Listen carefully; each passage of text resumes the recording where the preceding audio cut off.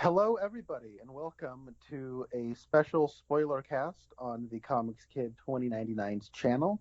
We are talking today about Loki, the Disney Plus TV show. I guess since this is a spoiler podcast, we can say the first season of Loki. I am not the Comics Kid 2099. My name is Connor Nielsen. I'm doing well. In case you were wondering, audience members, Comics Kid is joining me, though. How are you doing, Comics Kid? I'm also doing well, in case anyone was wondering. Um, and I'm glad that you are doing well, Connor. As you said, we're talking about Loki, season one, the Disney Plus show. We're not gonna do any non-spoilers and spoilers because this show, by the time this goes up, it will have been completely finished for a week. And so anyone who's clicking on this, just full warning, we're just going to be talking about, we might jump right into the last episode. I don't know.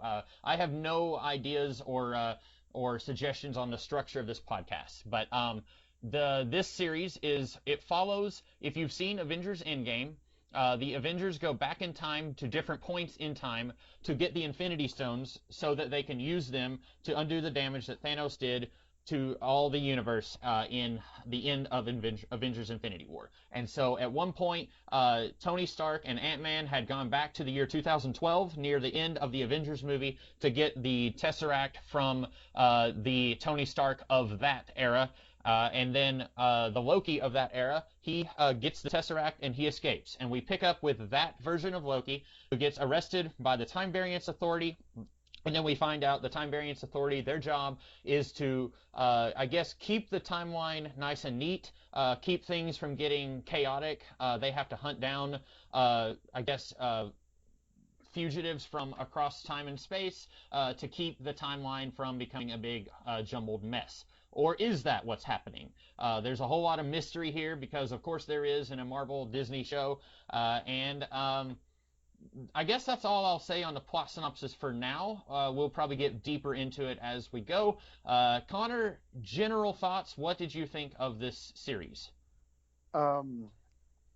So if Falcon and the Winter Soldier is like the Iron Fist of the Disney Plus shows, I call Loki a solid Defenders. You know, it's not as bad as Iron Fist, but it's pretty bad. I did not like this show. I think that its cardinal sin is that it favors exposition and world building over everything else. Like, I have no idea why this is even a Loki show. And it's nonsensical. It does not make sense. It wants to sit you down and explain things to you, and it does Marvel Cinematic Universe, I think, has sort of been able to be successful to comic book fans and non-comic books alike because it does a lot of condensing. In Marvel Comics, they're called Infinity Gems, and the Infinity Gems are just the gems. There is something called a Cosmic Cube in Marvel Comics that is not the space gem. Right. The Aether is a thing in Marvel Comics. It is not the Power Gem. Same thing with Eye of Agamotto and Time Gem, etc. And so but in Marvel Cinematic Universe, they call them Infinity Stones, and they sort of made something from Marvel Comics an Infinity Stone. It sort of condensed a couple of things. And similarly, they do actually something similar in this show with a character that is just, that's fine. That's what Marvel Cinematic does. However, what they start doing is they approach a multiverse, taking the two ways you can do a multiverse as, well, they're just the same thing. And no, they are not. We can get into the specifics of that, but I thought this did not make sense pretty much at all, and what it needed desperately was to be like Inception, that is a movie where you have the Elliot Page character of Ariadne, and that character asks questions because they're being brought into the world of mind heists. And then you have the Leonardo DiCaprio character Dom, and Dom is there to answer Ariadne's questions. So what happens is Ariadne will say, well, okay, you can just sort of do whatever you want in a dream. And then Dom says, well, you can. However, changing the dream makes the projections more aware of your presence in the dream. And then there will be a scene that shows that to you so you can understand in a practical sense what that means. Loki does not do this. It just has people like say exposition. However, unlike something like, say, Inception or Tenet, where large swaths of those films are just exposition, the thing is in those movies, when you break the kind of head scratching exposition, it does make sense. In this one, it will jump, like there will be a in one episode, Loki will not know information. There will be a cliffhanger. The next episode will start, and in between the two episodes, Loki just knows all of the information now, Mm-hmm. and you don't, and it's incredibly frustrating. Okay, those are like that's like the base problem I have with this. I've already been talking way too long, just in terms of general thoughts.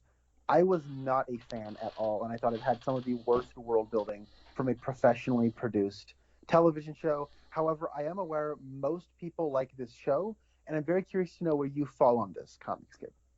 Um, I also didn't care for it. I will have something to say about what you said about stuff happening in between episodes here in just a second. Um, I was willing to forgive quite a bit just because I was having fun with a lighthearted, goofy, jumping across time and space series. Like, here's a character that I have come to like quite a bit over the course of the movies. And when the first Thor movie came out, I didn't care a whole lot about the mythology of Thor or any of the characters. I think from all of the Iron Man all the way up to Avengers movies, like the first Avengers movie, I think Thor was probably my least favorite. Well, no, that's not true. I didn't like Iron Man 2, but I think that for different reasons I disliked the Thor movie. And so I think it's pretty telling of these movies that they have gotten me to a point where I was able to say that I'm interested in seeing what's going on with Loki. Way back when they first kind of did their trailer showing all of these Disney Plus shows, I was not in the least bit interested in WandaVision. I really didn't, just based on the trailer, I didn't have any idea what was going on in a Falcon and a Winter Soldier show, and I didn't really have any idea what was going on with Loki, but I think most people kind of figured out pretty quickly, oh, okay, this is going to be a time and space series based on the Loki from Endgame. And so, like, we figured, okay, we don't know exactly what's going on, but it looks like he's going to be having hilarious adventures in time and space. And so I was kind of on board for that. But I liked most of the series, and then we got to the end, and I did not care for it. In fact, this might be me overreacting a little bit. By the end of this season, I watched the last two episodes this morning. I got to a point where I was ready to say that that I just don't want to watch any more of the Marvel Cinematic Universe. That's how, and I feel like maybe that has been kind of progressively increasing for a while, but watching this, I feel like has kind of put into perspective a lot of problems that I might not have realized that I had that have been building for a while. I'm very interested to get to the reasons for that. Getting a little more into that. Do you want to go into that now, or do you want to start somewhere else? Let's go ahead and talk about the show, and then I guess I can, if we still steam at the end, I can talk about that. We just talked So about Doctor Sleep, and if we're still steaming or shining or whatever, yeah, we can get into it. Where do you want to start? Do you want to start with just like the first episode and the premise of the show? honestly, this happened each episode. But you had said, and I do want to get more into what you because I have a very specific problem that may or may not have been answered at the end, and that's another problem where by the end of this series, I have no idea what to believe when characters explain something. I have no idea if they're telling the truth or not, and so I have no idea if what I have is an actual problem or not. But you had mentioned, so at the very end of the first episode, basically Loki, he is finally on board with, he's going to team up with these time cops, and he's going to help them because he's the only one who can. Owen Wilson plays a character named Agent Mobius who believes that Loki has a particular set of skills that will be useful to them. And then at the very end of the episode, Agent Mobius says, I'm glad that you say that because the time variant that we are hunting is you. Bum, bum, bum. And then we get to the beginning of the second episode, and we don't have any explanation of that. And spoilers, but the time variant they're hunting is a woman version of Loki. And my immediate question was, how? Because in the first episode, we are told that there's the main timeline, and then if somebody time travels, they are creating an alternate timeline. And that's what we were told in Avengers Endgame. So you could go back in time and kill everyone on the planet, and then you could still return to your timeline because you going back in time only created a diverging timeline. It did not impact the timeline you came from. And so we are told that the TVA, they are going around cleaning up the messes of other people time traveling and creating new timelines. So my question is, how does time travel create a woman version of Loki? Because she says her name is Sylvie. She changed her name to Sylvie. She says she was born the goddess of mischief.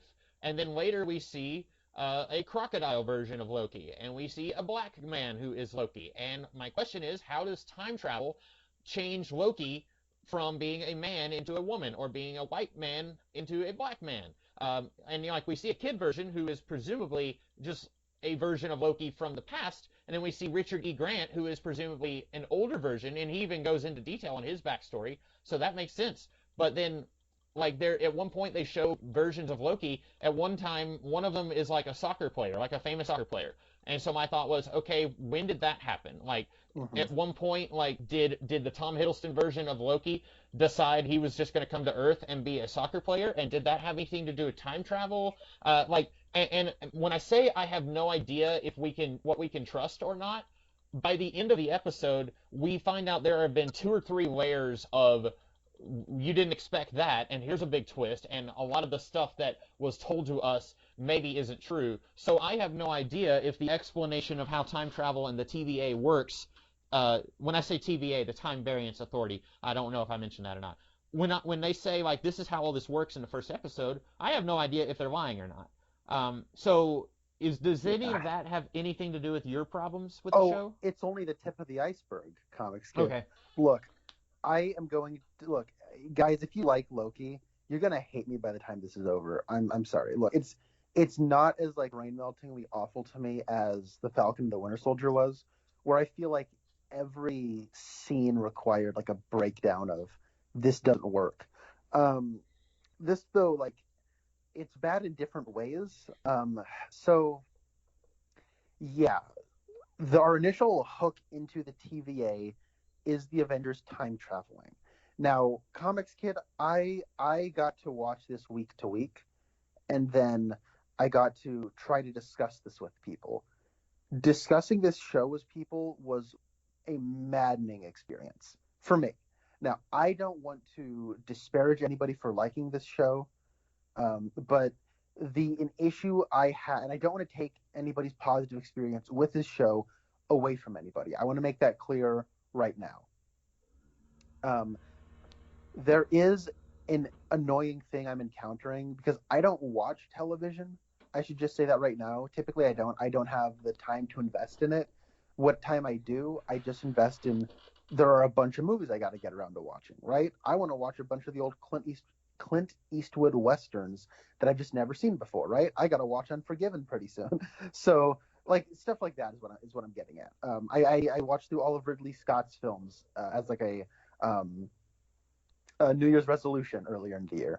So I don't watch TV, and the TV shows I watch them because they're short. You know what I'm saying? Or they're connected to a movie that I need to watch in some way. That's why I watched all of Sex and the City.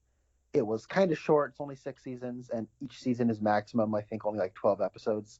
And I needed to watch those terrible movies. So when it comes to Loki and the other MCU shows, I'm checking them out because, well, they're connected to the MCU. I like staying up to date with the MCU. And, they're short. They're 6 episodes or 9 episodes in the case of WandaVision. But they're all the same length in terms of runtime. So, yes, Loki. I remember from the very first episode, I was telling people, this doesn't make sense. And people would say, you don't know that.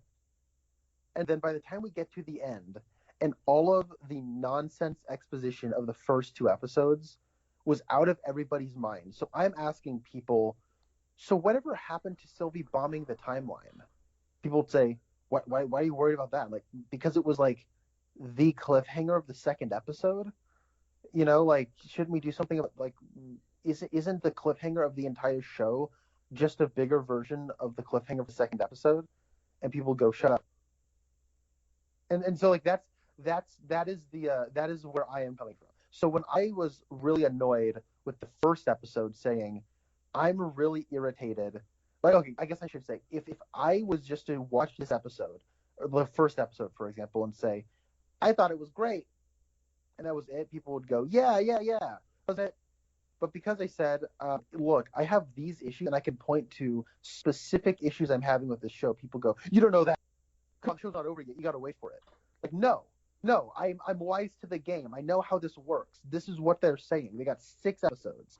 They are not going to completely say an entire episode of television was fake, especially when they only have 6 episodes. They're not going to do that. And if they do, then it's also a problem that they wasted an entire episode expositing false information. So it's a bad thing either way. So when they say it's cool that the Avengers went back in time, changed stuff up, created a pocket timeline, and then like Loki's the one who has to like pay for it by the TVA, and I say that's kind of a double standard, aka it's a really contrived writing trick, and people say, well, you don't know that. You don't know what the TVA, like maybe there's a double standard.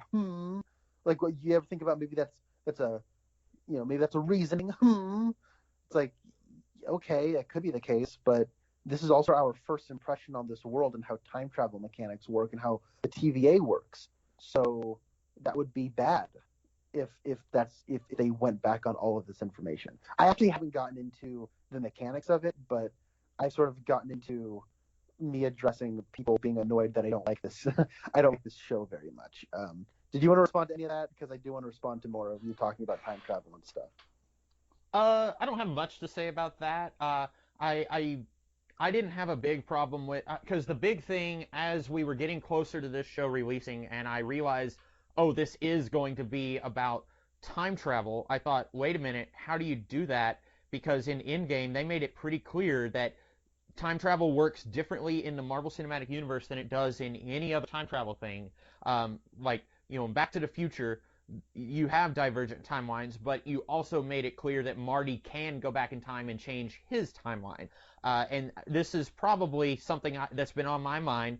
They announced probably half a year ago or more that I don't remember the actor's name, but he's the main character in Lovecraft Country, that he was going to be playing Kang the Conqueror in the third Ant-Man movie. And I thought, wait a minute, like I like Kang in the comics. I haven't read a whole lot of Avengers stuff, but the Avengers stories with Kang, I kind of like them.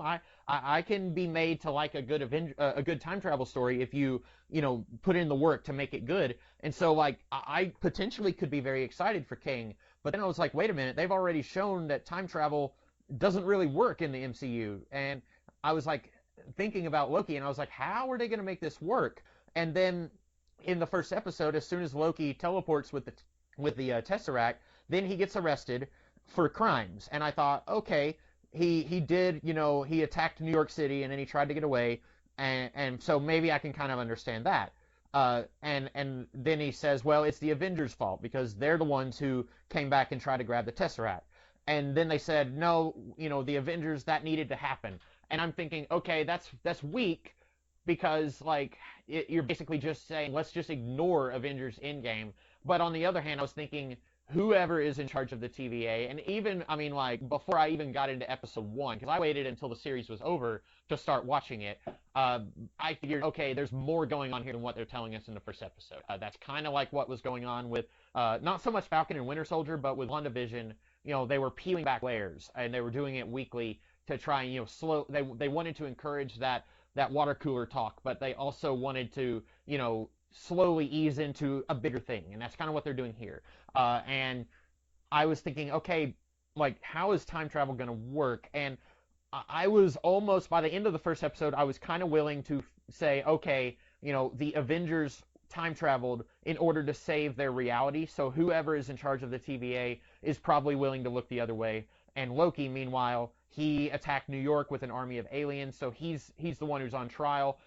It's a conceit that we have to deal with in order to get into the show. So I was willing to forgive that, but then it's, as you said, like, every episode has something that doesn't make sense. And if it was just that thing of like, well, what about the Avengers? Then I would be okay to just say, let it go. but it's something in every episode. I hadn't even Yeah. thought about Sylvie bombing the timeline. You're right, that doesn't show up again in the series because she launches all these bombs all over the timeline, and then she jumps through a portal. Loki jumps through a portal after her, and then we spend an entire episode on this planet that's about to be destroyed, and then we just kind of ignore that she bombed the timeline. And I don't know why she was doing that. Was she doing that to try to get the attention of the TVA? Because they were already chasing her at that point. And so you're right. Like this show, it's almost like it wasn't designed to be watched at like back to back. Like most people are not going to be thinking about what Sylvie bombing the timeline 4 episodes later because that was a month ago. You know what I'm saying? And Yeah. so like someone like me who waits until they're all done and watches them within a week, like that's not how these episodes are designed to be watched. And I would say that's a problem. I would agree. So when you were saying like each episode, like there's something wrong with each episode, like logistics wise, I would agree. I would also say that each episode just kind of takes the stakes and potential consequence of the last episode and says, forget about it. It's not important. So I got wise to that pretty quick, and then like so like halfway through the series, I realized, oh, I don't need to care about any of this happening because in the next episode it's gonna be a new set of stakes. You know what I mean? Like, okay, so in the first episode, um, I would say kind of unsuccessfully, but more successful other elements of the show.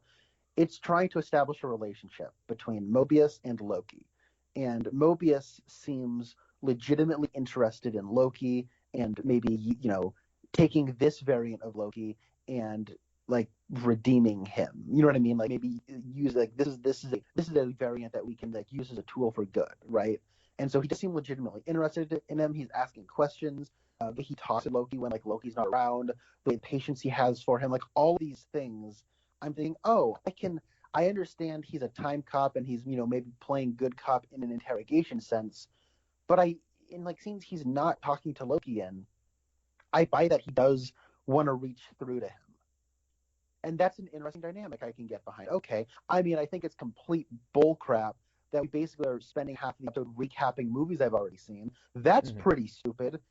And a stupid 5-minute gag about Loki being DB Cooper. We wasted that much time with it? Are you serious? Anyways, the Owen Wilson character, being legitimately interested in Loki, I can get behind that. And then like one of the first things that happens in the second episode is is uh is Owen Wilson saying, "Oh my God, shut up, Loki! I don't care about you. I was just trying to get information out of you." Mm-hmm. And then he's spending time with the same people away from Loki, where they can't hear, like, where Loki can't hear the conversations between. Like he goes to talk to like Ravonna and like all these other people, and he's like, "Oh my gosh, Loki sucks. This guy's a total, stick in the mud." I'm like, oh, so I guess all of that kind of interesting angle I was getting from him last episode, I guess I was not supposed to be reading into that at all. So it's nothing. Oh, okay. Forget about last episode. That's last week's news. Be interested in the dynamic this episode. They don't like each other. And then they talk about how like, and then also the stakes they established in the first episode are, you mess with the timeline, it screws stuff up. You create fracturing timelines. We got to figure out where the variant is hiding. And then also in the second episode they say, Loki makes the discovery that, oh, you can just hide apocalypses and it'll be fine. You won't create a nexus event that will create a branch in the timeline. And I think that's stupid and doesn't make any sense.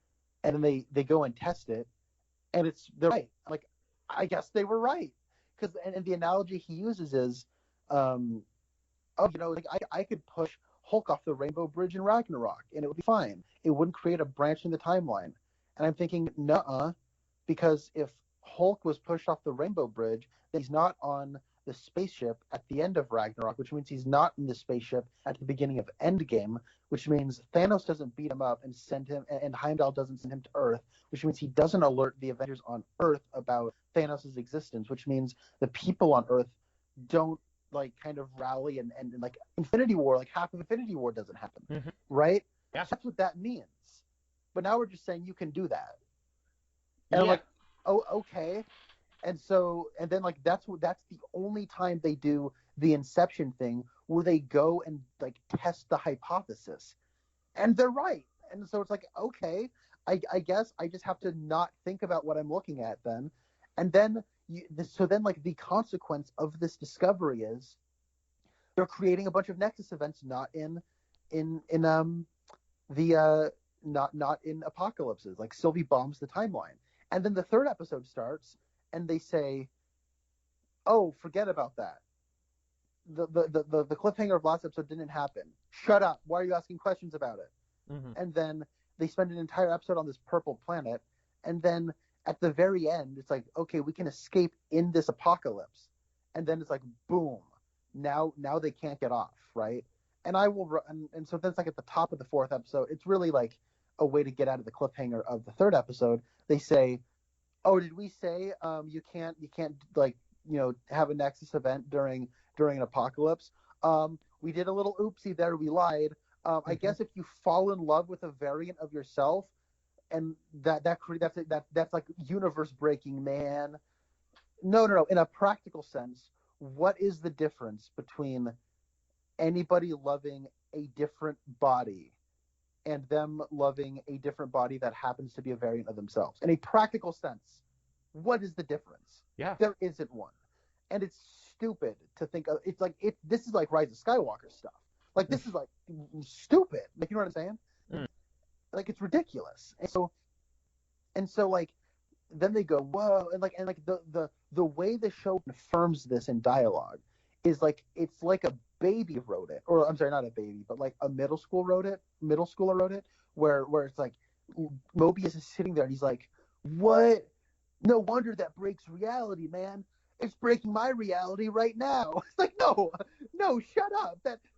Like so it's like every episode takes what was established in the last episode as the new rule, which was already built on what I think is nonsense rules in the first episode, and just says, forget about it. Who cares? It doesn't matter. What matters is what's happening in this episode.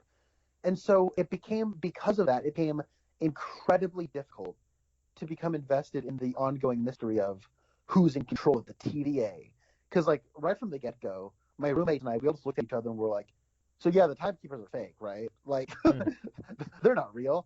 And so I think honestly the best episode of the show is the fourth episode, where it's revealed that the timekeepers are fake, and people were like, then who's really in control of the TVA? And I thought, I don't care, because it's going to be one of two options. It's either going to be another variant on Loki, in which case, why should I care about that?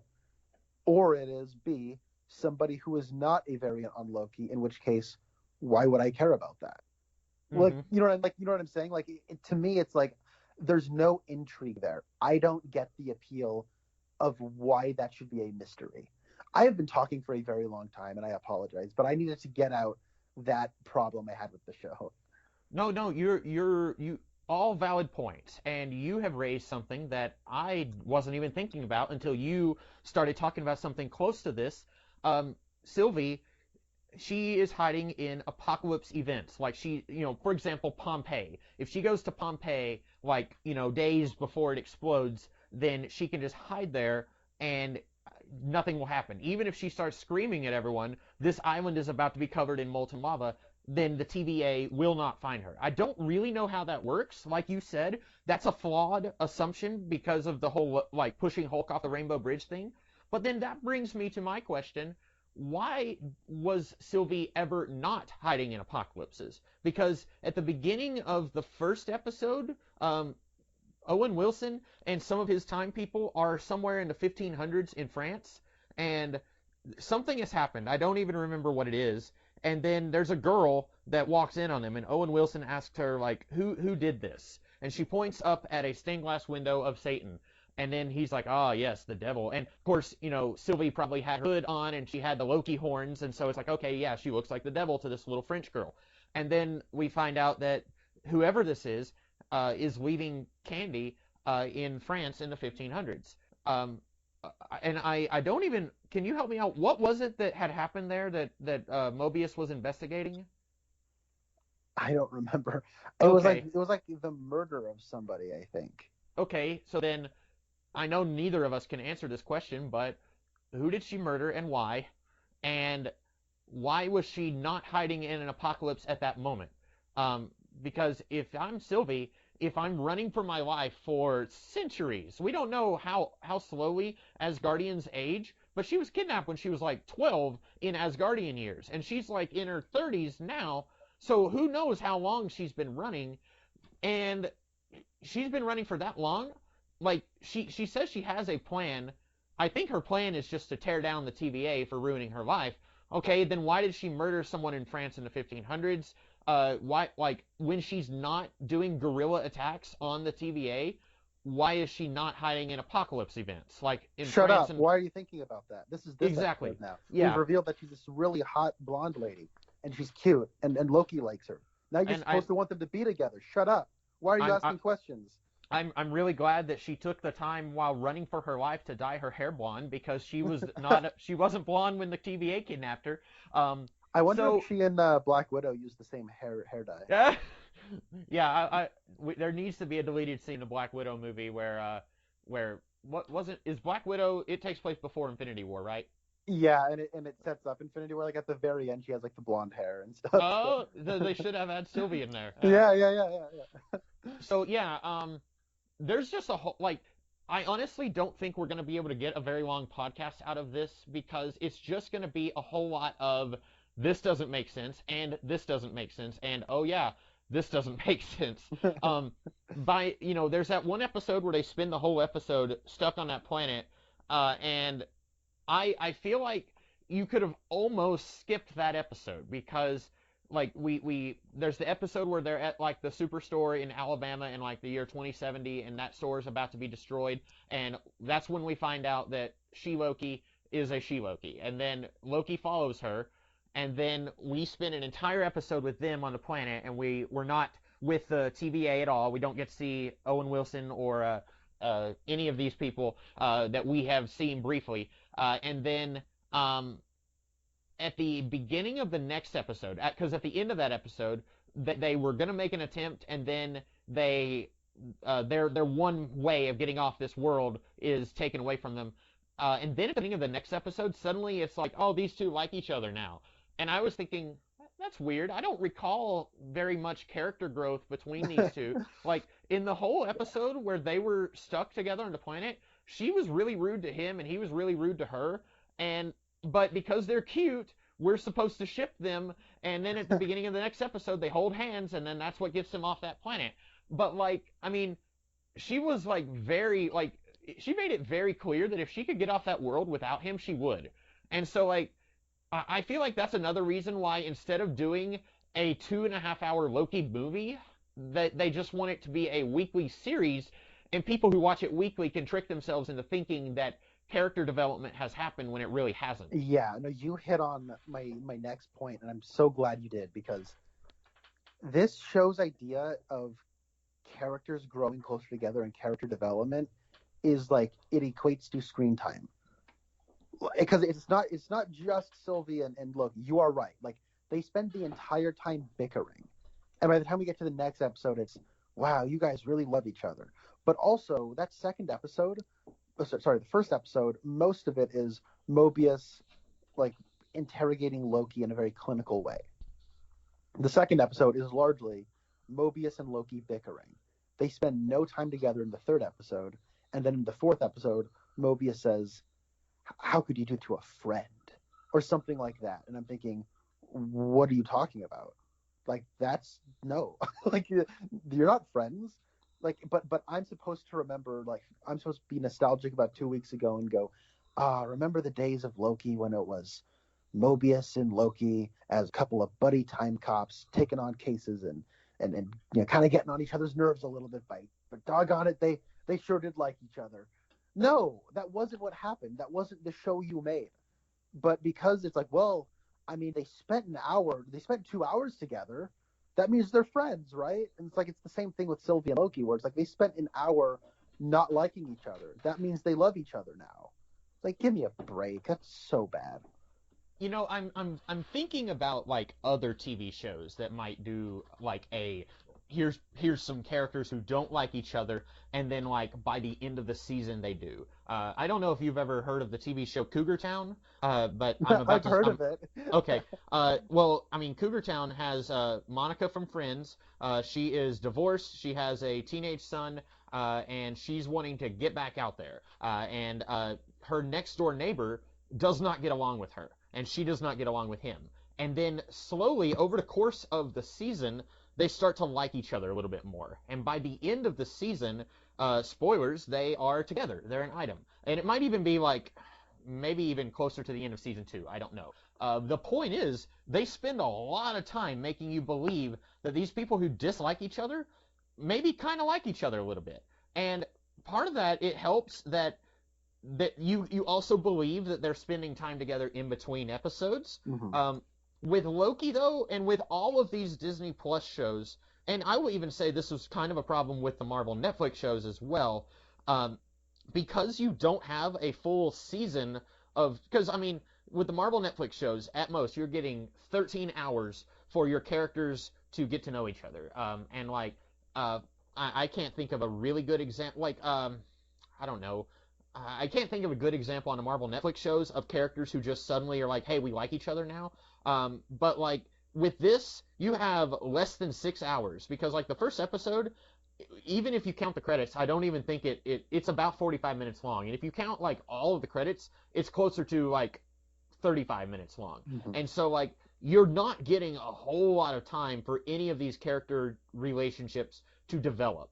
And I can see probably they have a pretty big budget, but they don't want to have, 20 episodes of Loki or 20 episodes of Falcon and Winter Soldier where we can slowly show that Sam and Bucky really hate this new guy because of this thing that he did 5 episodes ago. We have to speed it all up. We have to condense it down into 6 episodes. And the problem is you're not giving enough time for all of the stuff that you think has happened to actually happen. And that's the same thing here. I mean, you have some, like, any buddy cop scenario generally is 2 personalities that do not get along with each other, and they're forced to work together.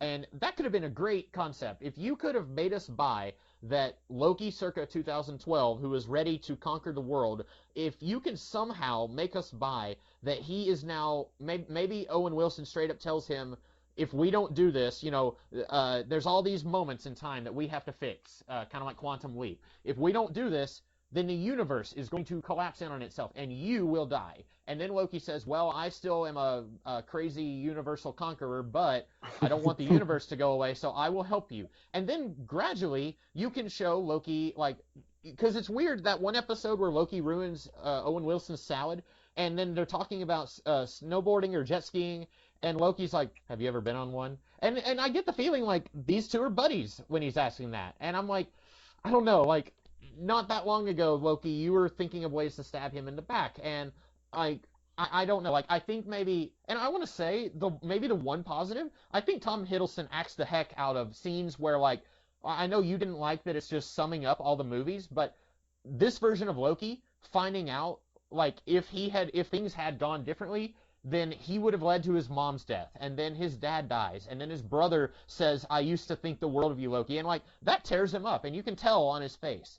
And then it's a little bit ruined for me when 2 minutes later, it seems like Loki is more despondent when the Infinity Stones don't work in that office, but because he's like, this is true power. And I'm thinking, like, yeah, you just had a sad scene where you watched your mom die on this TV. Like, anyway, but, like, if you could have had, like, here's a buddy cop situation. And then in episode, like, 6, Loki finds out, oh, his mom dies in Thor: The Dark World. And then in episode, like, 10, oh, and his dad died too.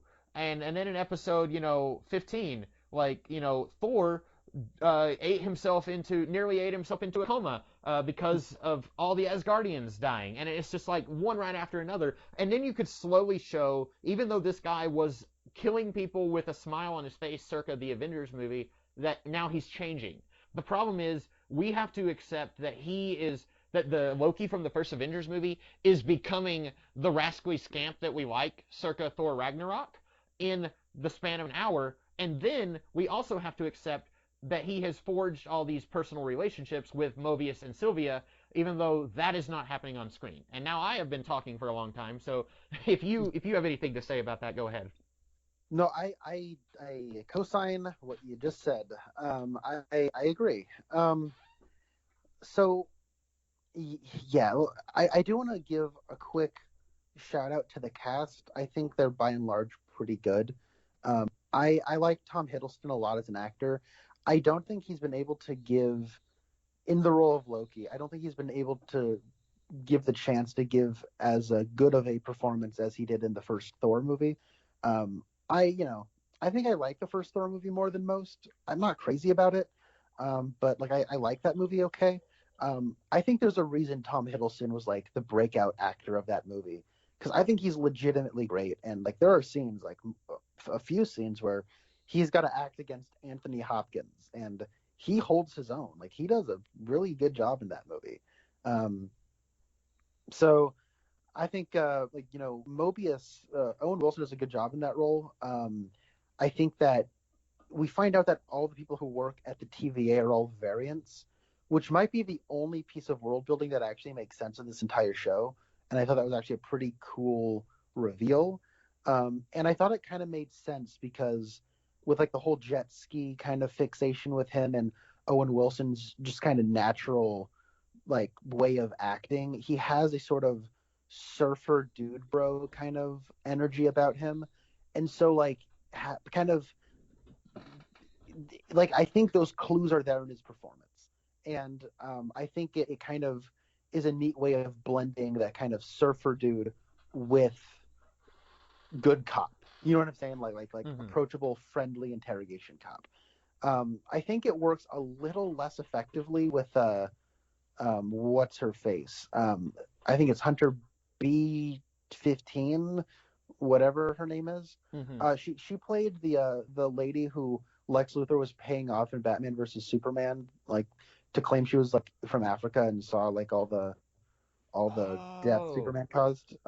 speaking of bad movies, To, the chick from Hellboy from 2019, yeah, she's in this, and I didn't even recognize her until the margarita scene, and I was like, what awful thing have I seen with this actress? Oh, it was Hellboy. I did not yeah. recognize the Batman vs Superman woman. Well, yeah, and like she looks very different. I think probably because like in Batman versus Superman, she's wearing like something over her hair. In this, she is she has a different accent. She's giving a different like physical performance. I think that actress. I do not have the list of actors in front of me, so apologies to actors who plays this character. Mm-hmm. I think that when it comes to like her physicality and like her face, like she is exactly who you cast as like tough cop. Like if you're a criminal, she's bad cop. If Owen Wilson's good cop, right? Mm-hmm. And she's tough. She's the one who initially brings him in. She's like by the book, no nonsense.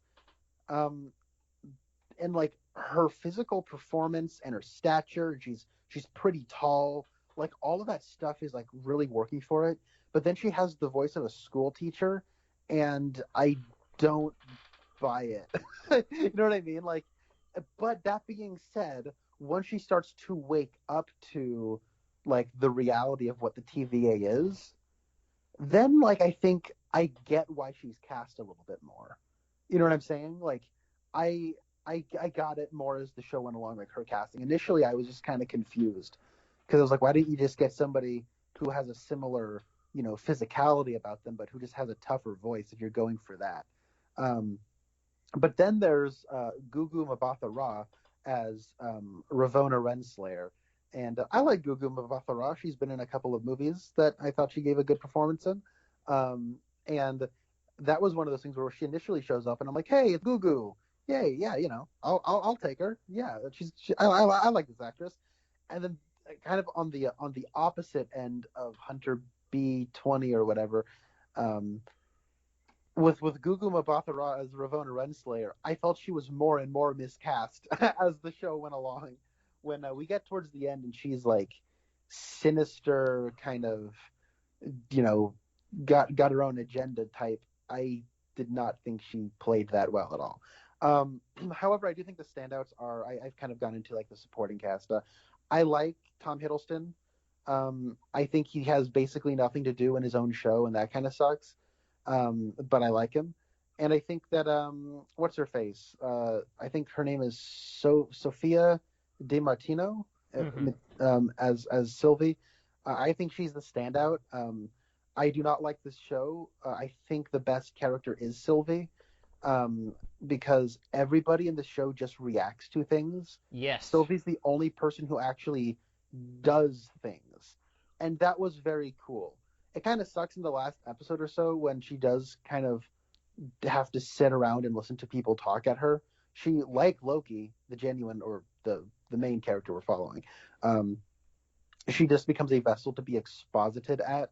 But for a large percentage of this show, she is actually doing stuff, and I think that Sofia Di Martino does a really good job in that role, because that's a role that could have honestly been very grating and annoying to me, and I don't think it was. Um, Yeah, I think I started to like her more once we found out her backstory, because at first it's just like, you're an idiot and you should just let me do this thing that I'm doing. And then like in that whole episode where they're stranded on the planet together, I was really waiting for like, come on, give us something. And if I was watching this week to week, I would have been furious when we didn't get any of her backstory in that one. Now we do. I want to say it's in the next episode. We see her, and but then I'm like, okay, now I know why she's doing this, because her life was ruined by these people. But I still don't know what her basic plan is. Like, she says that the plan that she had was years in the making, but I still don't really know what it was. And you're right about her being the only proactive character. And that is a huge problem, because Loki, the Tom Hiddleston Loki, is supposed to be the main character. And for the first half of the season, she is the antagonist. And you don't want your main character to be not doing anything. And so, like, she is, by the end, she is the only one doing stuff. And that, I think, is a big problem. Because everyone else, like, it's not just Loki who's inactive, it's a lot of people. They're taking action, but it's in reaction to, it's like you said, they're reactive, they're not proactive. And I think, I mean, like, that was kind of sort of a problem with WandaVision, because we didn't really know what was going on or who was doing what. But eventually we found out, okay, like, Wanda did this, and I think that's maybe was less of a problem with Falcon and Winter Soldier, because it's just a straight up good guys versus bad guys kind of thing. But like, I feel like with this one, we really, like, I'm going back to, what if this was just a really simple cut and dry time cops going around stopping bad guys, and maybe don't even have a big overarching threat that connects every episode, if you're not able to figure out like what the overarching threat is. Since they clearly don't know what Sylvie is doing, then maybe just have in this episode, here's a time pirate from the year 3572 who wants to go back in time to 2017, and he wants to, steal this, I don't know, sports memorabilia item. And then if he does that, then this weird sequence of events happens. Do a whole bunch of stuff like that, where you're showing your characters actually taking action. Uh, Mm-hmm. so when you said that about her being the only one, like, that was a big problem for me. I was noticing it a lot, but I don't think it really clicked for me until the last episode, when she said, "I've been doing this since before you existed, so just like step back and let me like get my head straight." And I was thinking, yeah, Loki's kind of just a passenger in his own show. Mm-hmm. Yeah, and that's kind of why I feel when we get to the end, like, why was this even a Loki show? Um, Hmm. I mean, they try theming it around him. They say Loki is the most common variant we encounter. I think that's a fun idea. Sure, I guess that makes sense. Cool. Um, that's about it, you know? uh, they've run into a lot of Lokis. There you go. I remember I was actually pretty excited about the show when I saw the preview, and I, I I actually forgot I forgot about the preview when I started watching it, or like what happened in the preview. I just remembered that I remember seeing a preview and thinking it looked kind of cool. Um, and I think it was about 3 episodes in when I did remember what the preview was, and it does sort of advertise this show as every episode Loki's got to jump into the time stream and fix a Nexus event from happening. or something like that. And I was thinking, wow, I'd so much rather be watching that show right now. Mm-hmm. Because like I don't know, I remember seeing like President Loki in the trailer, and it's only a quick flash of him saying, "What did you expect?" Like him jumping out of a plane, and then like the Bifrost zapping him up, and thinking, "Oh, I wonder what's going on there. Are they in a different timeline where the Bifrost was never broken? Are they like pulling a heist on a plane or something? Like, what kind of fun shenanigans is he going to get up to?" And all of that was just throwaway. They were just throwaway gags that didn't need to be there. Mm-hmm. So I guess I never really got into like the mind numbing anger I felt from the first episode where we set up time travel as a way of creating a variation. Because they're like, well, Kang wanted the Avengers to go back in time and create a pocket reality. It's like, okay, so the explanation we get in the Avengers is that once you remove an Infinity Stone from its time, that is what creates a pocket timeline. Mm-hmm. And then this show says, no. So I guess maybe the Ancient One just was not as well informed as the people whose job it is to monitor the timeline. Okay, fine. Um, but I think the implication is that like an Infinity Stone has like nothing to do with changing up the timeline or something like that. Yeah. But we don't really get any confirmation of that one way or the other. But um, so so you're right. Like it sort of set up like because we've seen Avengers Endgame, and this show kind of shows that scene from the first, from Avengers Endgame, like the part where Loki escapes and whatnot. And so I guess what happened was Captain America returned all of the Infinity Stones back to where they were supposed to go, Mm-hmm. and that closed all of the branching timelines except for Loki dipping out. And maybe that's why they brought him in. Right? Is that what it is? Sure. Yeah. They don't explain any of this. I'm doing the hard work for them. Right.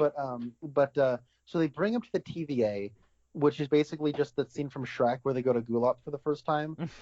There's a gag with like weaving around like the kind of ribboned walkway, and somebody looking at a piece of exposition that's meant for children, and then like looking confused in response. Um, it's just that scene from Shrek. But so the explanation we are given is that when Loki goes in here, he finds out that the explanation he is given is that there at one point were a bunch of timelines, and then the timekeeper showed up and fixed it all and put it into one timeline. And now whenever there's the timeline threatens to get out of its path, the TVA has to step in and fix it. And then in the final episode, we find out at one point, it's a shocking reveal that at one point there were multiple timelines, and then Kang stepped in and made it one timeline, and now he instilled a TVA so that if ever there's a variation in like a branch in the timeline, then he will fix it.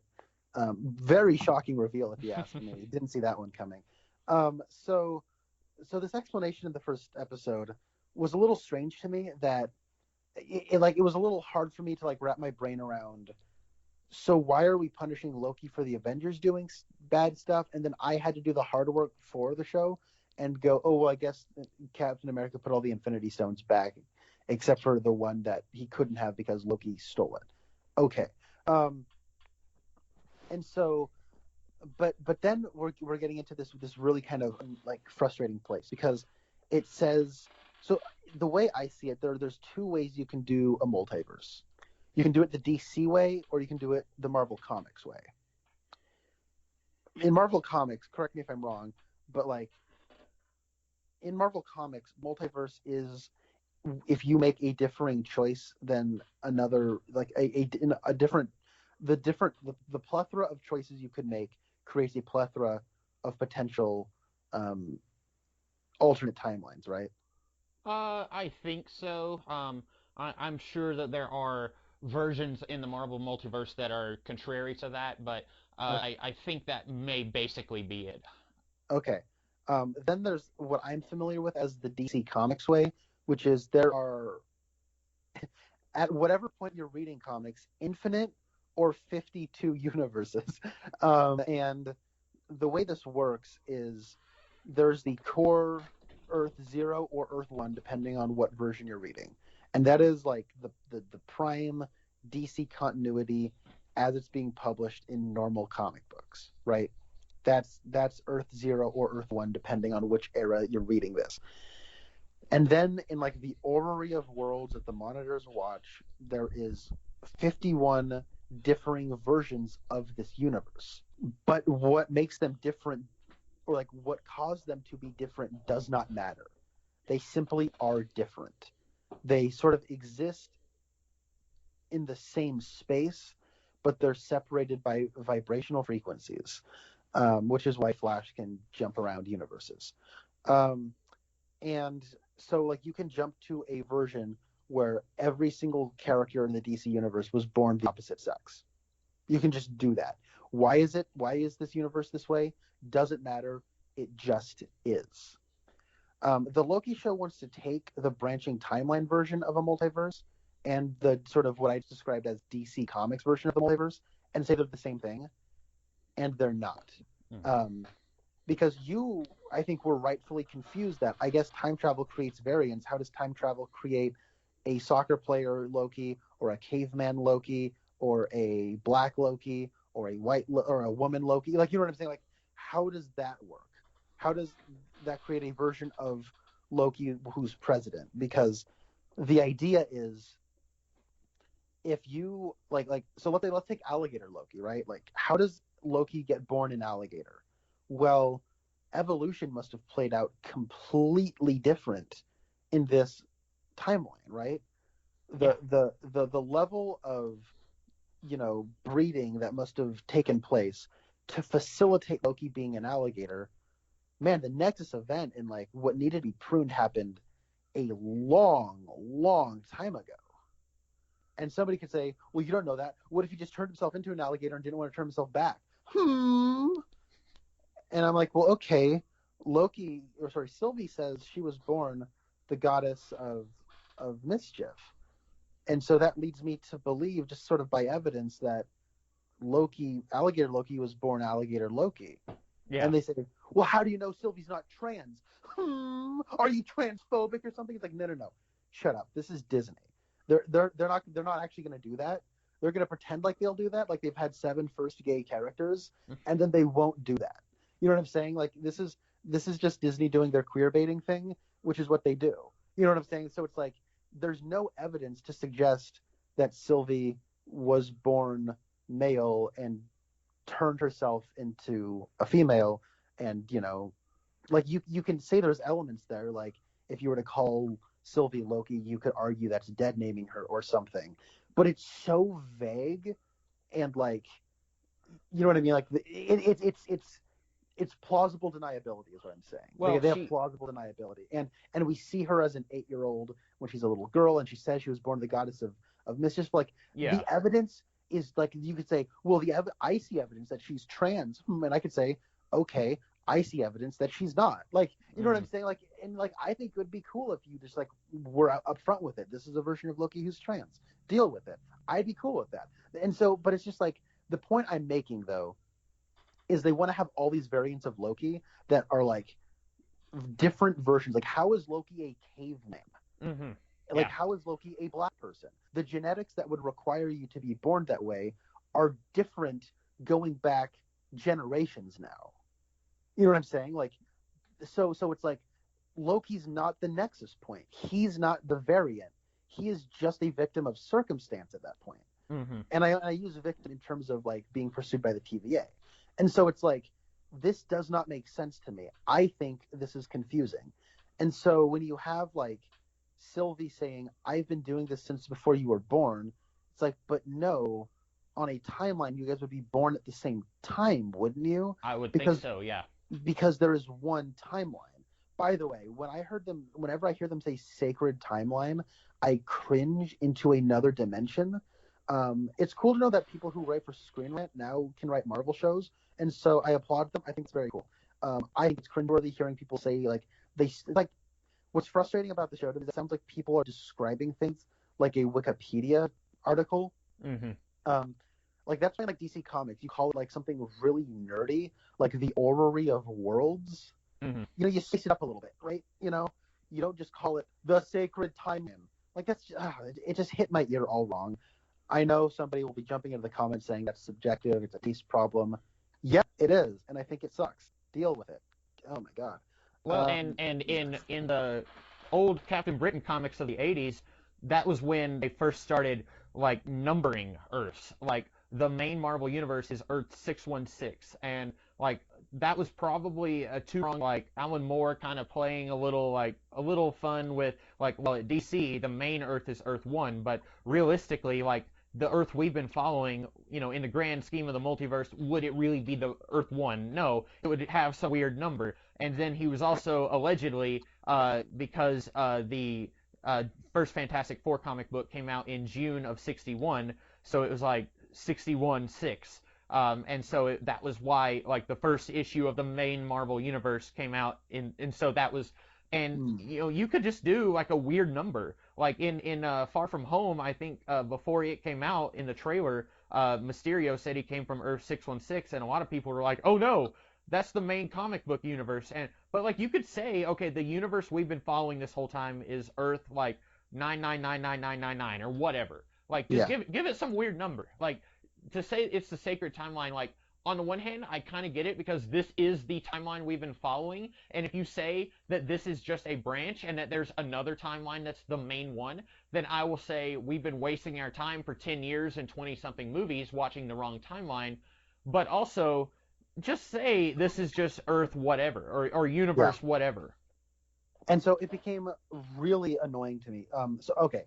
By the way, verbiage, especially when you're doing world building, I would say that's important. Wouldn't you? Yeah. You want to make sure your verbiage is correct. Right now, I'm writing a screenplay about vampires, and you can have, obviously you can kill a vampire with silver or with a wooden stake or something, right? Yeah.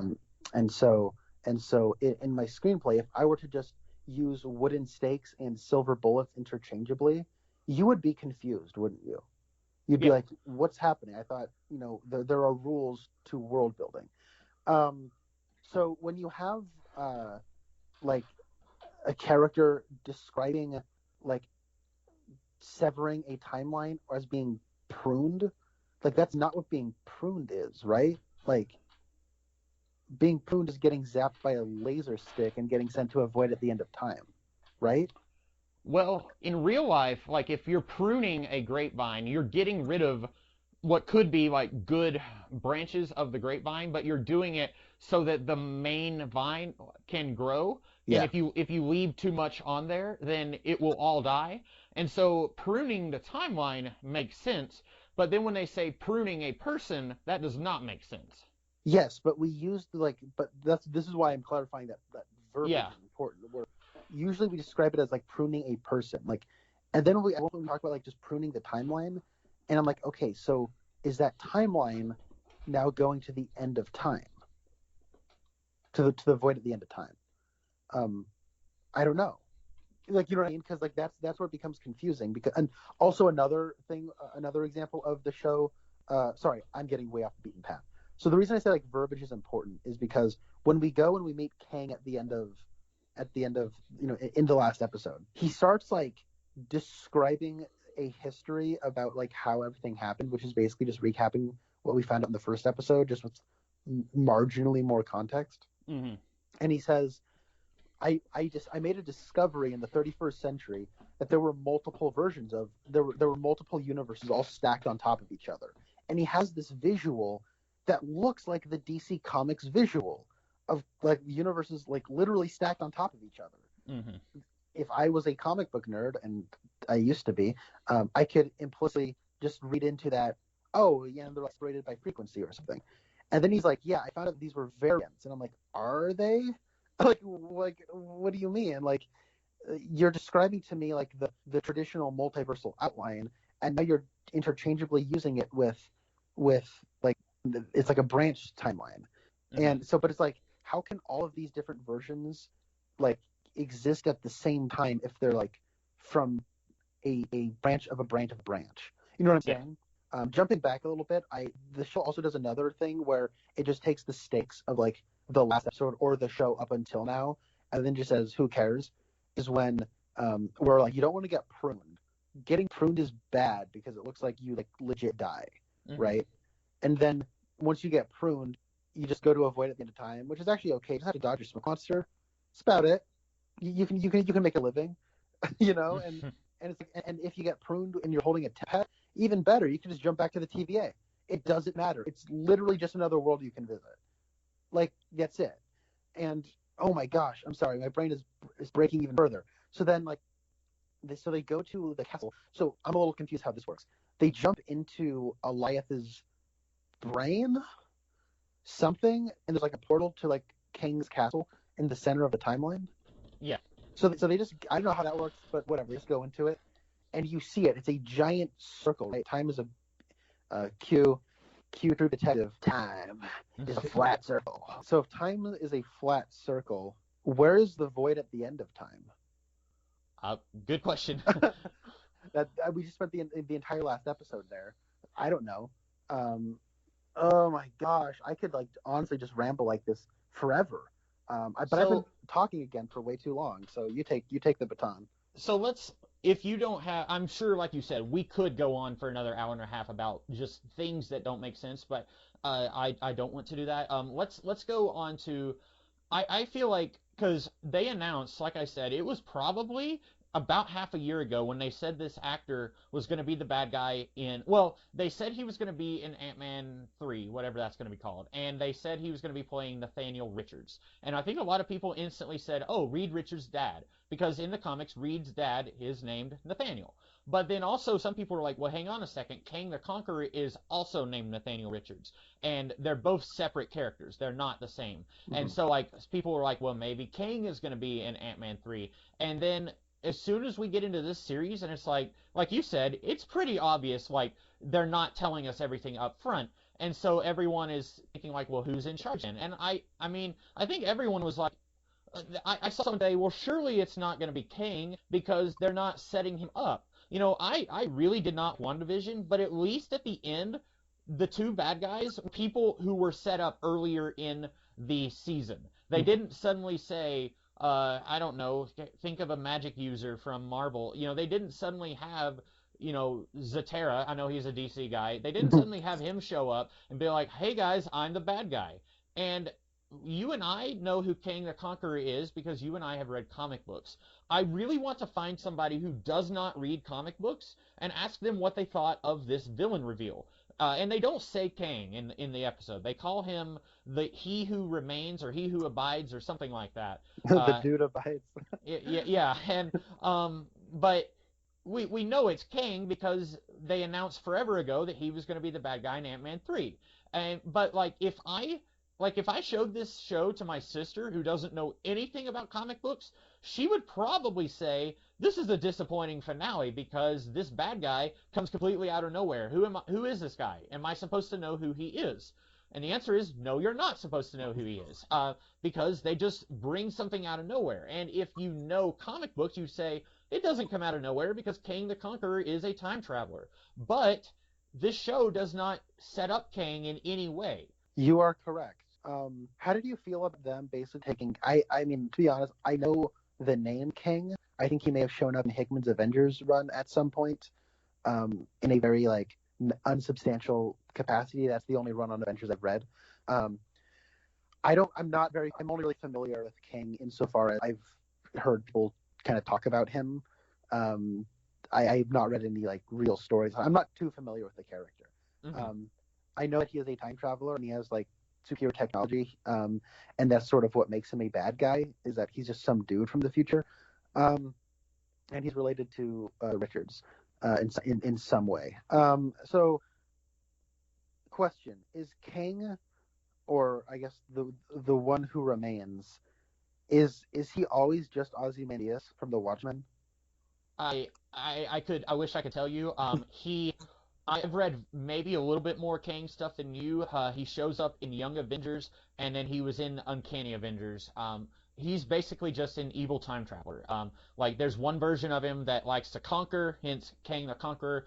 There's one version of him that was an Egyptian pharaoh. He was the same pharaoh who was ruling when Apocalypse was born. And then there's one version who I guess is more like scholarly stuff, and that's when he's like really old. But I don't know what his goal is other than conquest. Okay, because in this show, it's like the big reveal is that we basically just met Ozymandias, and I was like, what? Look, I think Jonathan Majors is a good actor, and I think he does what he can to make his reams upon reams of exposition like tolerable. He tries playing it as like kind of hip and fresh and whatever. I can understand why someone might find it annoying, but I found it to be. I can just see Jonathan Majors getting this script and being told, okay, make this entertaining. Him going, what? Okay, Yeah. I'm gonna have to think of something. But so I applaud his efforts. When you get down to it, he's a guy in a purple robe talking about utilitarianism, and that's basically just Ozymandias.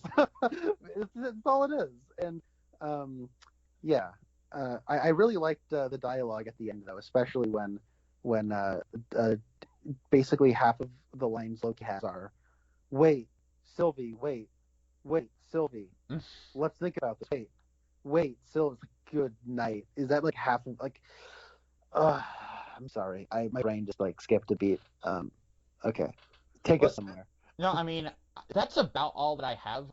By the end, so Kang, like they try a few times to stab him, and he teleports, and then he shows them that he knows everything that's going to happen, and he's like printed off the conversation that they just had, and so it's like, so that's why you can't defeat me. And then a little bit later, he says, "Oh wait, we just crossed the threshold. Now I don't know what's going to happen." And my question is why? Why do you not know now, but you knew 5 minutes ago? Like I thought you were in charge of all of time and space, and this is making it seem like at some point he loses control that he had, and then he says basically his goal is he has orchestrated everything. He wanted the TVA to capture this version of Loki and also Sylvie, and I guess like Sylvie was just a little kid minding her business, and then he got kidnapped, and I guess that was because he wanted one of them to kill him because he's tired of living. Can he just fall on his sword?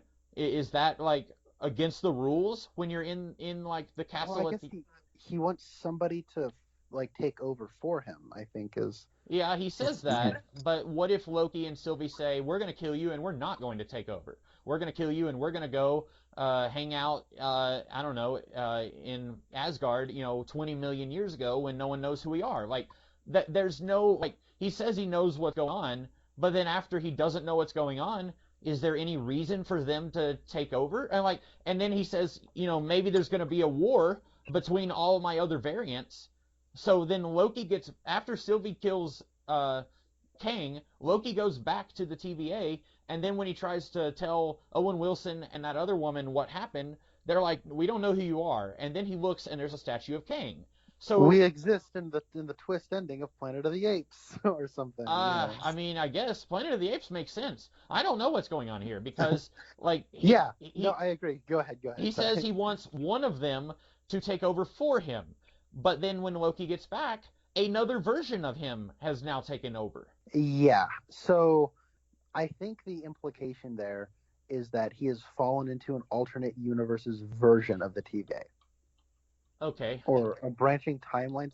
So this begs a question.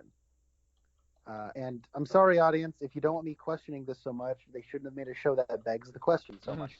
So where's the TVA? This is a question I had. I was just sort of like, when Grant Morrison or like Alan Moore or somebody kind of has to, because we're working with comic books, it's sort of like making literal a sort of abstract out of time and space concept literal. Mm-hmm. And it's like, oh, let's take this and make it a bureaucracy. Yeah, it's a classic comic book concept. Okay, so hold on with the TVA. I do not know. Because there's a castle that sits in the middle of time, and you can see the time stream as just a big circle around the castle, right? So is the TVA outside of the timeline? Do they jump in from outside the timeline? Where is it? Because if you can have an alternate version of it, it has to be somewhere. Like, you know what I mean? Like, I don't know. It's annoying. We could literally for the rest of the day ask questions, basic questions that show either answers and then goes back on that answer, or it just doesn't answer. Just about any question you ask me is going to be me saying I don't know. Like Yeah, I I guess that we could just make a like when Red Letter Media made their Prometheus questions video. We mhm. could do the same thing here. Yeah, yeah. Um, I I really hated the ending because I mean by the end I don't feel like I'm any closer to understanding than I was at the end of the first episode. I just don't know what is going on here. And then like I saw someone days ago they said like just so you know there's a post credit scene at the end of Loki, and then I had actually forgotten that when I watched the episode, and then about 20 minutes before we recorded, I remembered. So I thought, oh, I guess I need to go and watch that post credit scene. And all it is just a piece of paper, and someone stamps it, and it says Loki will return for Loki season 2. And I thought, I don't care. You didn't even do season 1. Like, nothing has happened. I don't understand anything. And so why in the world should I care that he's coming back so that you can jerk us around some more and we can not know what's going on? Yeah, you're right. I don't know what like because you say you don't understand what's even happening, and I agree. And I would add to that, and I also don't understand why any of it's supposed to be significant to the character or me as an audience member. Hmm. Like it does just sort of feel like Marvel setup stuff, and it's like, well, I don't like the setup. I am now significantly less excited to see the next Doctor Strange movie. Yeah, I'm now significantly less excited to watch whatever Spider-Man movie is coming out next. Like yeah, I'm. I was telling a friend. This really killed a lot of my, like you alluded to earlier. This really killed my enthusiasm for the Marvel Cinematic Universe. And I guess I can go ahead and get into that. I was thinking of doing a separate video for this, but really this is a perfect place to talk about it. Hey, you can just cut it off and make it a clip, right? Yeah. So I do not care about the multiverse in this capacity. I was telling a friend, like Age of Apocalypse in the X-Men comics, one of my favorite X-Men stories. It's really not so much a story, but a bunch of interconnected stories. But with Age of Apocalypse, at the time that that was happening, you had like 5 X-Men comics going on. You had X-Force, X-Factor, Adjectiveless X-Men, Uncanny X-Men, and then you just had Generation X had just started. And so that's 5. And then also, you know, you've also got like however many Spider-Man books are going on, maybe 3 at the time. And then you've got a couple of Avengers books and a Fantastic Four book. And so you are getting a whole lot of the main Marvel Universe monthly. And so every month you're getting, you know, if you're reading all of that, and then plus, you know, what else is going on in the 90s, like Sleepwalker, or I don't know, like various minis, like there's so much going on every month that's showing you the main Marvel universe. And so when they then decide that they are going to do a alternate universe, it's like, hey, this is a nice change of pace from what I have been reading this whole time. But I don't care in the movies because we're only getting like 2 or 3 movies a year. And I feel like you could go another 25 movies without touching the multiverse and still have lots of interesting stuff to explore. So when I first heard that Doctor Strange, the sequel was going to be called The Multiverse of Madness, I thought, okay, maybe that's going to be like, in this reality, this is where like the mindless ones live, and in this reality, this is where like green centaur people live, and in this reality, this is where like flaming head people like Dormammu live. And so it's like it's a multiverse, but it's not like the multiverse like what we're seeing here. It's alternate worlds, but it's not like alternate Earths necessarily. And so I thought, okay, maybe that'll be good. And then for however many months, we've been hearing rumors that the next Spider-Man movie is going to have Andrew Garfield, and it's going to have Tobey Maguire and Jamie Foxx and that one guy from Indiana Jones who played Dr. Octopus, and it's going to, like, everything that you've ever seen in a Spider-Man movie is going to be in this. And when we talked about Far From Home, I think I said I liked it about as much as Homecoming, but rewatching Far From Home a few months ago, I liked it significantly less because what I liked about Homecoming was the stakes were small. All that was at stake was the Vulture is going to sell Stark Tech to gangsters, and that will be bad on like a relatively low level like thing. But then Far From Home is like, oh, all of Paris is in danger, and I like that a lot less. And now it's like, oh, the next one, it's got to be the multiverse. It's basically another version of the Spider-Verse movie. And I don't want that. I want Tom Holland to just be Spider-Man. Andrew Garfield had his chance, and so did Tobey Maguire. I don't want to see them come back. And so for me, like I've been really, really iffy on what they're going to do with the X-Men and Fantastic Four. When Endgame came out, I was really excited because I assumed it would be a lot like how they introduced a new version of Spider-Man in this reality. Like it's not the same Spider-Man, it's just a brand new character who is Spider-Man who lives here. I don't want to see them bring back the Fox X-Men because I've already seen that before, and they weren't especially good the last time we saw it. And so this Loki show is showing me, okay, they are diving full into the multiverse, and I just don't care. Because when you're only getting 2 or 3 tastes of the Marvel Cinematic Universe a year, even if you're counting all the shows, like WandaVision, Falcon, Winter Soldier, and Loki, and now like Black Widow, that's 4 things for this year. That's still not a whole lot when you're reading like 10 or 15 comic books a month that are set in the same universe. I think by the time this year is over, there will be 10 Marvel Cinematic Universe projects that were released. Okay. And I mean, I know What If is happening. Again, that's more multiverse stuff. I don't care. At this point, apparently, Agents of S.H.I.E.L.D. and all the Netflix shows are not considered canon. I think James Gunn said those are not canon. And to me, that this piles on, because if you are now saying that those shows are not canon when they very clearly were when they were first coming out, because the actress who played Lady Sif, she guest starred in an episode of Agents of S.H.I.E.L.D. And all over the Marvel Netflix stuff, they kept talking about the incident, which is the invasion from space in Avengers. And so, like, those were intended to be canon with the Marvel Cinematic Universe. But now if you're saying that they're not, well, what's to stop you in 10 years from saying that Loki is not, or Falcon and Winter Soldier is not? At this point, I can't trust you, because whatever is allegedly canon right now may not be in another 10 or 15 years. I agree. Like these shows they feel like a little expendable, particularly Falcon and the Winter Soldier, where you can just watch Avengers Endgame. It ends with old man Captain America, who looks like Joe Biden, giving Anthony Mackie the shield and saying, here you go, kiddo. You're the new Captain America. And then we know it has been revealed that they're making a 4th Captain America movie starring Anthony Mackie as Captain America. Yeah. And so basically, you can jump into that without having watched the 6-hour origin story for Captain Falcon's costume.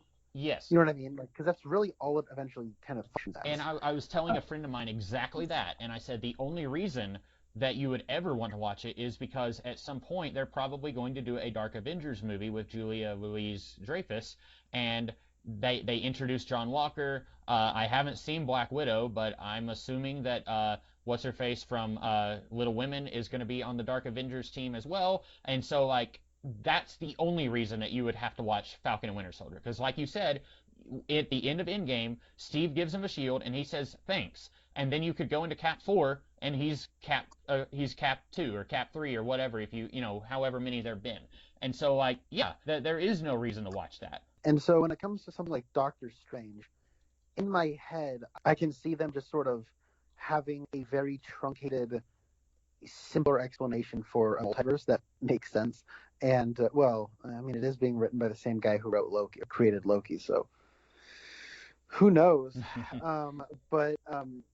Yeah, I kind of wonder if Doctor Strange can just say, oh, you know, there's a crazy stuff happening, and then Loki shows up and says, oh, trust me, you don't want to know how that happened. And then Wanda shows up and says, I thought I heard some children calling my name. They need my help. Or something, and then he says, okay. And now you can just have not watched WandaVision or Loki and think, oh, I guess she's just trying to save some kids. Yeah. Yeah, and then but it's like, oh, I've seen WandaVision.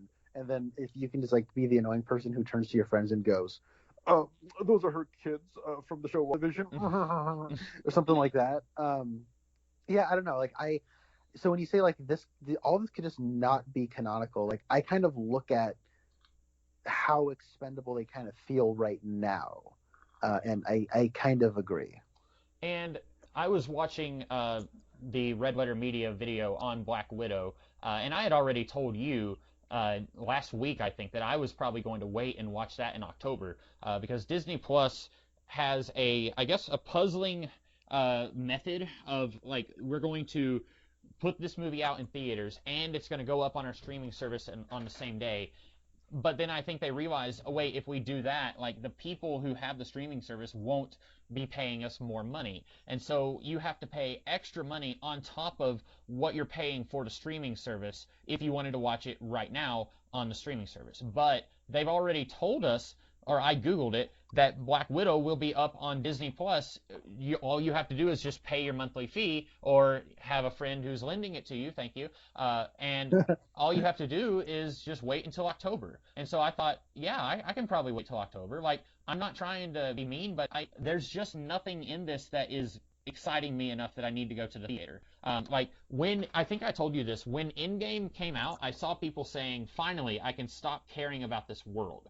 And I was so confused because I was so excited about what was in store for this universe. I was excited to see what are they going to do with the Fantastic Four? What are they going to do with the X-Men? You know, how are we going to? What's with the Avengers? Did the Avengers fall apart, or is it back together? Who knows? And Far From Home, I feel like was a step down from Homecoming. I did not like WandaVision. I did not like the Falcon and Winter Soldier. I did not like Loki. At this point, like this entire phase has disappointed me. And on the Red Letter Media video for Black Widow, they even pointed out like most of these, like anytime someone dies, like the stakes are completely gone. Gamora dies in Infinity War, but then they bring Gamora back at the end of Endgame. And you might say, well, technically, that's the Gamora from the past. So she's almost like a different character because she does not have a relationship with Star-Lord. And to that, I would say, okay, so all of the character development that these two went through is now out the window. So there's no reason for me to care.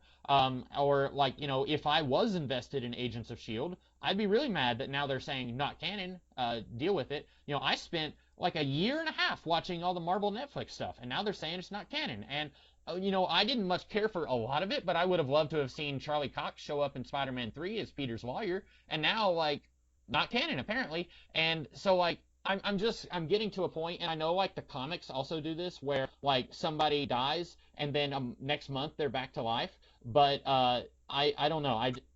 I'm also. Well, yeah, when it comes to like the movies, and because like actors age and have contracts, and just sort of by the nature of how long it takes to make a movie and all that stuff, like you think they would kind of cut all that stuff Yes. because all like kind of multiversal and alternate realities and events that prune, you know, timelines and crap and like and all that stuff. Like you look at that and that sort of feels like the sort of the culling of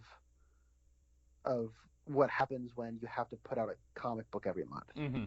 and not just one comic book, like an entire fleet of comic books. You know what I'm saying? Like, and you have to put them out every month because that's your model, and eventually they're just not going to start making sense with each other anymore. So then you need to start going back and like fixing it all. And so it's like when you do watch these shows, or sorry, when you do watch these movies, you sort of expect to be a little better handled than that, and it's not. They just do that now. But yeah, no, I think you're right. I happen to really like that Red Letter Media video. That's probably, I think, their best half in the bag in some time, and I like pretty much all their content. But they were saying like how it does sort of feel like you just sort of pick and choose from what you want to be interested in now, which I guess is, you know, kind of, if they're gonna make so much stuff, you don't have to be up to date on all of it. But I mean, that being said, like I like you, like I really like Endgame, and I thought that you know, the way that ended, I was really excited to see what was coming next. They released that whole Phase 4 slate, and you know, the cynic, I would say, you know, more cynical people looked at that and said, why should I care? I looked at that and I saw a lot of new stuff. I saw a lot of new titles. You know, obviously there's a little bit of a baton pass. You had like legacy characters like Wanda, and you had like, you know, Falcon and Winter Soldier, and you know, Loki and stuff like that. But you know, they were having a Hawkeye show where they were going to introduce Kate Bishop, and they have like a Miss Marvel show coming out, and Shang-Chi and the Eternals, and like, you know what I mean, like all of these things, and like Black Widow sort of a baton pass as well. And so I was excited to see how they were going to sort of jump into like a next generation of Marvel. And wow, 4 projects into Phase 4, I liked half of one. Mm-hmm. I liked half of WandaVision, and I thought Falcon and Winter Soldier was like in a league with Justice League and Suicide Squad. I thought this show Loki was bad, and I thought the what's it called? The Black Widow movie was pretty darn disappointing and mediocre. So And what did you think of Far From Home? I like it. It's I don't like it as much as Homecoming, um, but I think it's fun.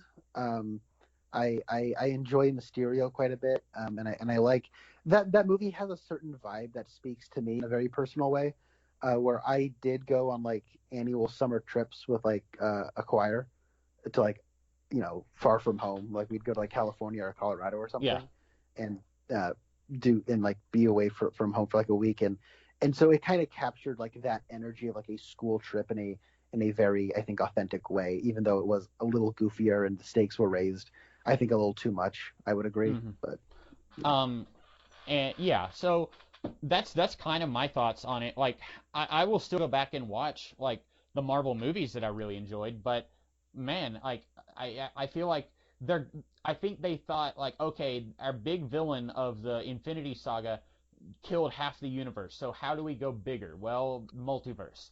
And I mean, that way lies the death of all franchises. If you have four movies in a franchise and each one is trying to be bigger than the last, eventually you're going to fail. You're not going to be able to go any bigger than the death of the universe. And so I wish instead of trying to go bigger, they would just go like take a break from universe ending stuff and do several smaller personal things. And I guess you could say WandaVision is that, and Falcon and Winter Soldier is that. I don't think they were very well handled, but you could say those are the smaller personal things. But I mean, they're already jumping into like the multiverse is falling apart. And I think that's way too soon. And personally, I would rather they don't even do the multiverse at all. I feel like there is a sort of um, let's see what we can get away with mentality, because nobody thought the Avengers would work. Mm-hmm. And I would not be the first person to say, you go back to the first Avengers, it almost feels quaint, like thinking, oh wow, how are they going to pull this off?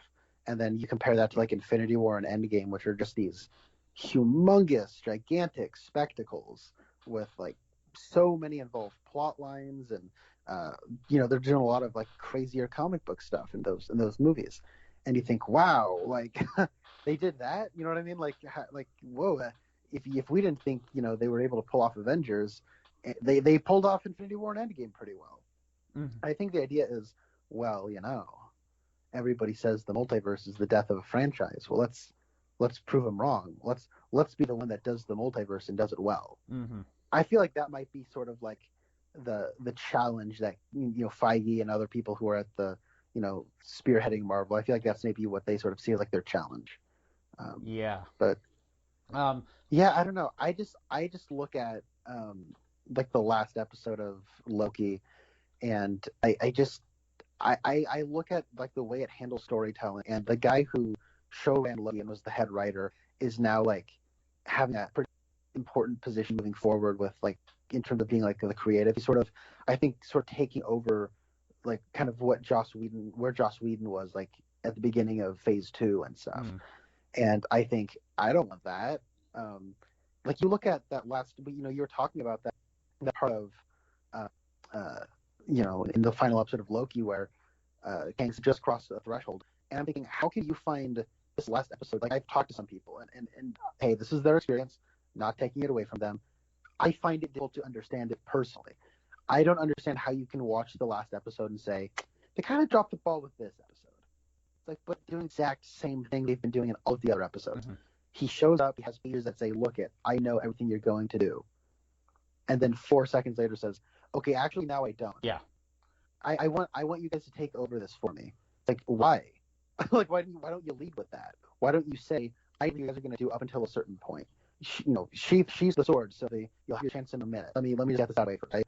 Because it does just feel like really or not convoluted. It feels like convenient when you're watching it. He's like, "I'm wedding." Actually, I don't. You know what I mean? Like, it feels like it's being written for watching for this time.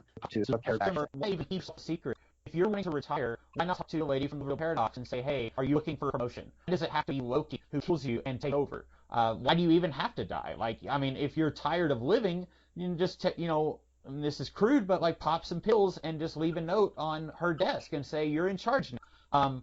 And like why even bother with the facade of the timekeepers are actually in charge? Wait, not well because this is a TV show and we need to have we need 3 hours on. There's no reason the character could use robots and some are the ones in charge. It's great.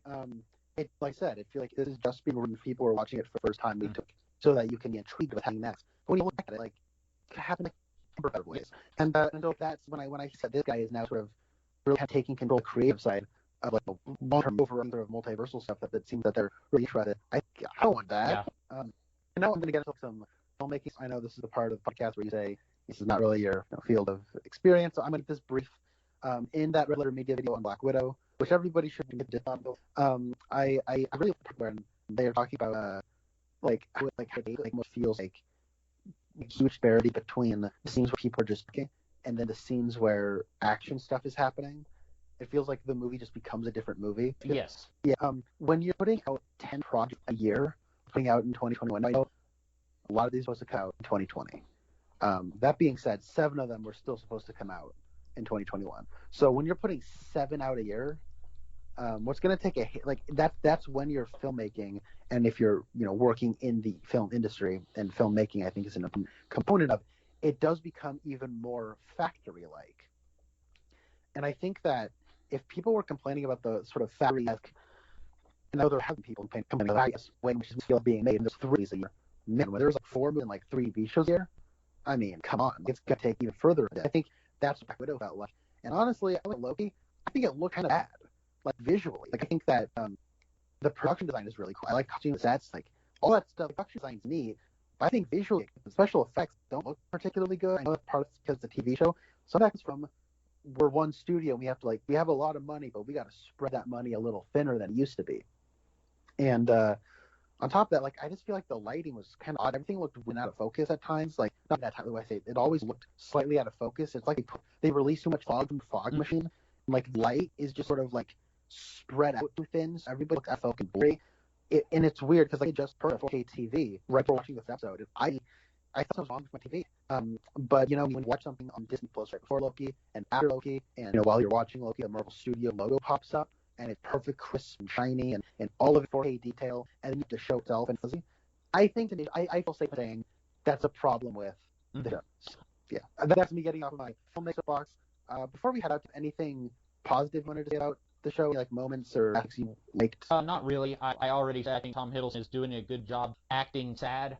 I would even go so to say most of the actors here are doing a pretty good job. I have had a moment where I thought that someone would miscast, but at the same time, this kind of reminded me of Ben Affleck's Batman, where a lot of people said that he's their favorite Batman, even in Batman vs. Superman, the movie. It was really difficult for me to separate that performance from what on the script, and the same way here, it's really for me to separate performances from script to me.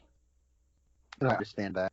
I liked the episode 5 when Richard E. Grant and Owen Wilson are hanging around with Alligator Loki, and Wilson asks, "Well, how do you know he's even a Loki?" And then Richard Grant says, "Well, he's green, isn't he?" I like that scene. I really interesting. And say, I like Richard E. Grant in this spot. It's kind of a lot of people who don't know who Richard Grant is are now pretending that they do. That's kind of surreal. I'm not too familiar with him, but yeah. I know him from Rise of Skywalker.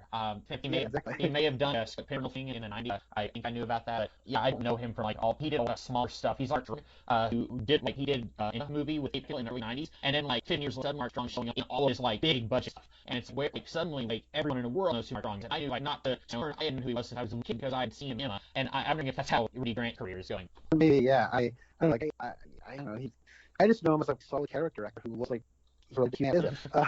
So I'm not too familiar with his work. I thought as an old kind of classic Loki, he was and his big Covenant of Defiance was it was cool. I think that really coming into I will say out of the musical ones, I think it did kind of out, and a lot of them big grand or indie if he felt things largely due to the director. I don't give that a show. Even though you have Sylvie is able to enchant something, but she's able to enchantment, so she touches Loki. I don't know how to, and she says, "Well, sure, we're the same." Because, okay, so. I guess before relationships. We really did this. That's what is in store for whatever we're talking about in the future. But you could not pass. And to earlier you can pick and choose what you're interested in. Those are great for some people. I wish that I could interest in anything that they're, but right now, like, unless they today exactly what they're doing with the X-Men, and I feel they do more multiverse, in which case I don't care. I'm just, like, losing my interest in everything they do, and I hate that because a year ago I was super excited, and I was, so more excited about it, people saying they all quits. Now I'd call it quits. They just pretended Endgame was the finale and that there was nothing left afterwards. I agree, and I think we're in that end of that because I was overall very positive with the future of Marvel. So that is all that we have to say about Loki. We will be next with this afterwards, but next week we will have a podcast on Doctor Sleep, the movie, and so you can always check me and Connor out every other week talking about the various podcasts like the Twin Peaks review. And Connor, I'm probably going to watch the Gawain and the Green Knight movie if that was in the Lavender. Are you planning on watching that movie? Oh yeah, the night. Yes, yeah, that's it. Yeah. Okay, I just watched it. I'm a big fan anime. I mean, it looks good, and I've been seeing people say it looks just cheap. I would say most people probably care that much about King. No, they may try the King Art balance, and I know that will come out in July. So that one may be coming out. We may have a cast that comes in. We'll try to make something work. But in the meantime, I am the Constant 2099. I'm Connor Nielsen. And we'll see you guys sometime in the future. Have a good one.